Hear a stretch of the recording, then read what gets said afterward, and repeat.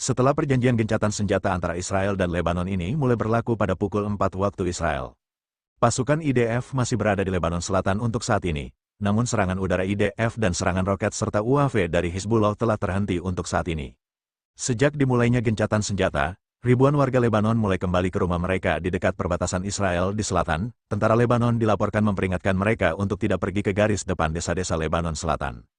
Selama perjanjian gencatan senjata dalam 60 hari, posisi IDF akan digantikan oleh tentara Lebanon yang bertugas mencegah pasukan Hizbullah kembali ke daerah tersebut dengan adanya gencatan senjata. Sementara itu Hamas di Gaza mengumumkan bahwa setelah Hizbullah meletakkan senjatanya, mereka juga siap untuk melakukan gencatan senjata di Gaza. Hamas mengatakan mereka telah memberitahu para mediator di Mesir, Qatar, dan Turki terkait keseriusan mereka mengenai kesepakatan yang akan menukar sandera Israel dengan tahanan keamanan Palestina.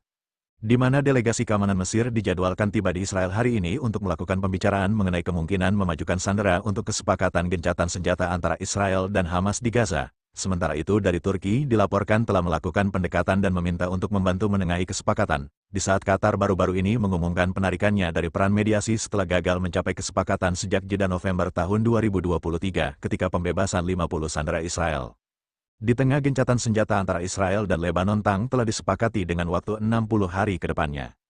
Hamas memberikan pernyataan di Gaza, yakni mereka akan menuntaskan pemusnahan, di mana Hamas akan memulangkan semua sandera dan akan memastikan bahwa Gaza tidak lagi menimbulkan ancaman-ancaman terhadap Israel. Hamas mengatakan pihaknya siap melakukan gencatan senjata di Gaza dan menguji gencatan senjata yang terjadi di Lebanon, meski Hamas telah lama menegaskan bahwa mereka menginginkan gencatan senjata dan tidak berkompromi dengan tuntutan ke IDF secara penuh.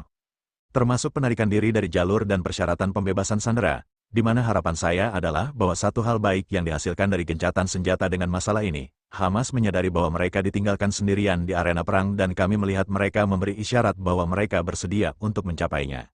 Kesepakatan sekarang dan kini kendali ada di tangan Israel dan pengadilan internasional.